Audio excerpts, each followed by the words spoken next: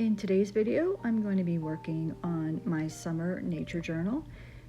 We'll be creating some pink hibiscus flowers, and I'm going to be using my water-soluble wax pastels. These are made by Caran and they're called Neocolor II.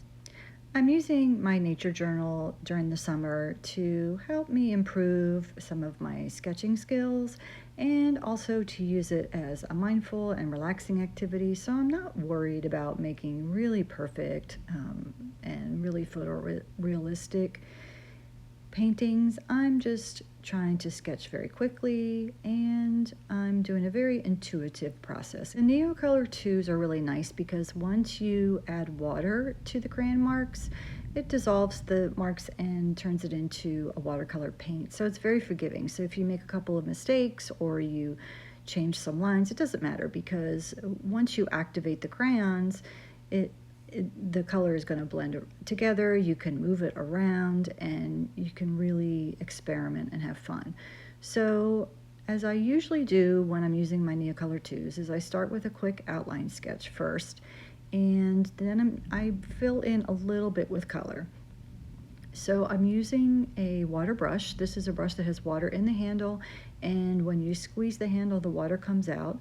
I like to use these brushes because I feel like you have a little less control than maybe if you're using a watercolor brush and separate water.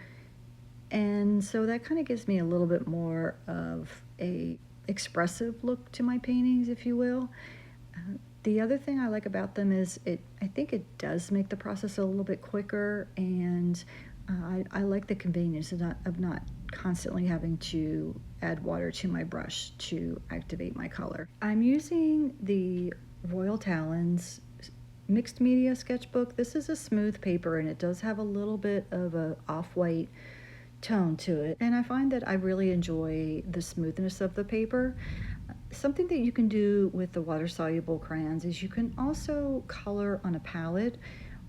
You could also do this on a piece of watercolor paper, and you can activate the color on the palette, and this turns it into a watercolor paint. It also gives you the ability to mix additional colors. So one of the things about the Neocolor IIs is they can be very bright and intense. So sometimes I'll mix a couple colors together if I want to tone down the color a bit, or if there's a color that I just don't really have. I have the largest set of the Neocolor, so that doesn't really happen very often.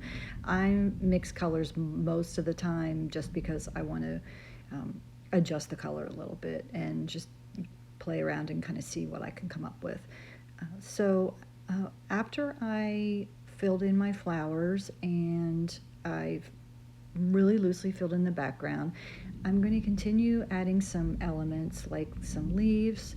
This is a much brighter or darker green than I used for the general background, but I'm just moving the brush around very quickly, and I'm not trying to be super realistic. Like I said, I'm just trying to have fun and stay loose.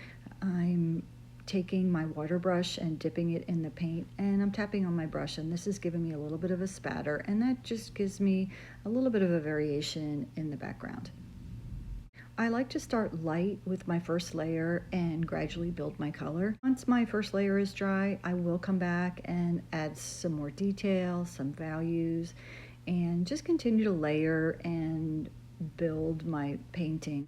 I don't always completely dissolve the crayon marks. Sometimes I'll leave the crayon marks, or I'll add those details at the end with the crayon marks. So I'm going to continue just building my layers and experimenting and playing with the materials and just enjoying the process. So I hope you enjoyed watching me as I created my hibiscus painting in my summer nature journal, and I hope this inspires you to try your own sketchbook. And be sure to stay till the end and you'll see my finished painting.